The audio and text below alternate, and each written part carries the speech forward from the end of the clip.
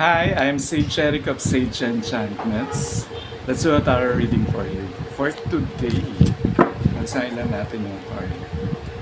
Sa long vacation. So, medyo na-enjoy ko naman. Okay. Tingnan natin about your future. Medyo medyo intense. Unang-una dapat you start with conditioning.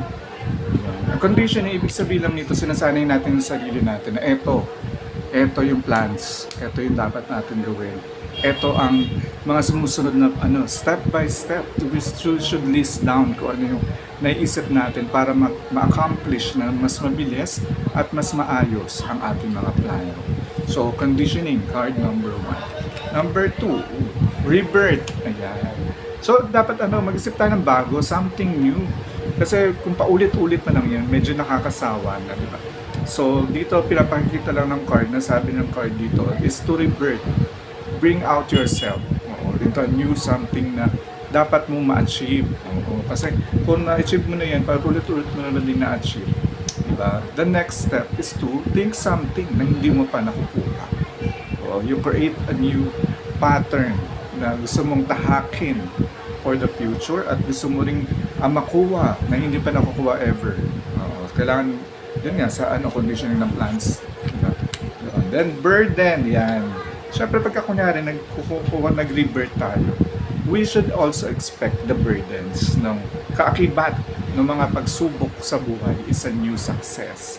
So, kailangan lang natin i-concentrate, syempre, ang sarili natin to identify kung ano ba yung burden, ano ba yung nagpapahirap, ano ba yung umahadlang sa success natin. So, kailangan natin yun malaman para mapagtuunan natin ng pansin at ma-resolve yung mga problema. Then, morality.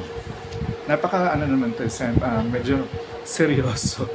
Diba? Pero the morality, ang ibig sabihin lang nito, yung nasa tama. Oo, hindi nadaan sa shortcut, hindi sa political something like that, diba? Into the parang ito yung innate na ginawa ko, kaya ako na-achieve, wala akong ginawang mali or wala akong magican na ginawa just to to solve those problems. Yan. So yung sa morality, yung nasa tama lang dapat kung nagde-decision tayo, diba? And then transformation, kasi malaking pagbabago from the morality na meron ka ngayon, and then you will transform to more mature and maturity na dapat na ikaw sa edad, then sa experiences at sa mga pinapakita mo sa lahat, that the transformation na nagbago ka. Kasi syempre pag ang tao hanggang dyan lang, diba? Parang wala na tayo ma-expect kasi hanggang dyan lang ang kaya, so we need to push ourselves to the limit para lang tayo magkaroon ng transformation o pagbabago para sa ating sarili. And of course, the last card, control. We should always be in control. Emotions, pati yung pag-iisip natin, di ba? In control. And then execution. O kung kailan dapat natin i-execute at kung kailan ba natin kailangan. So, totally in control tayo in all situations that happening to our life. Kasi kung tayo in control with that, we can also ask questions to others, or ask help. Kasi yan, actually, mas maganda rin paraan yan para ma-control yung situation that somebody mag-advise sa'yo what to do. Diba?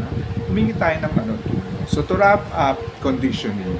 Dapat i-tatak natin sa isip natin ano ba yung gusto kong outcome at gusto kong ma-achieve ngayon. At kailangan syempre, rebirth, di ba? Dati nagawa ko na to or something kahawig nun, di ba? So, i-apply din natin kung bakit tayo nag-accomplish nung panahon na yun. Ano ba yung mga ginawa natin? Humingi tayo ng tulong, humingi tayo advice, humingi tayo ng panalangin. Na tulungan tayo kasi yung mga burden na nandiyan at nakakalat-kalat sa atin. We should eliminate all of them. Tanggalin natin, like for example, yung mga nagsusulsul, di ba, nagbibigay ng mga wrong advices, although nakikisama tayo, it's all right, pero magiging negative naman yung effect. So, stop muna and think, ano ba yung magandang pwede na pasok sa morality ko, pasok sa morality ng iba, kapwa, ng mga nakapalibot sa iyo. Kasi pagka ganyan, na wala ka nang maisip na dapat gawin, you should consult sa mga closest, your parents, your friends, yan, dahan. Kasi yung transformation, di lang naman yan bigla-bigla. Diba? Ang transformation, dahan-dahan na pagbabago. Which is good kasi dun sa control, nasa sa iyo eh. O ikaw na nagkocontrol ng buhay mo, ibalik natin yun. Na ang decision making mo is sapat at laging in control para sa magandang outcome. One-on-one tarot card reading, just let me know. And also, magical items available in Sage Enchantments. Salamat. Bye-bye.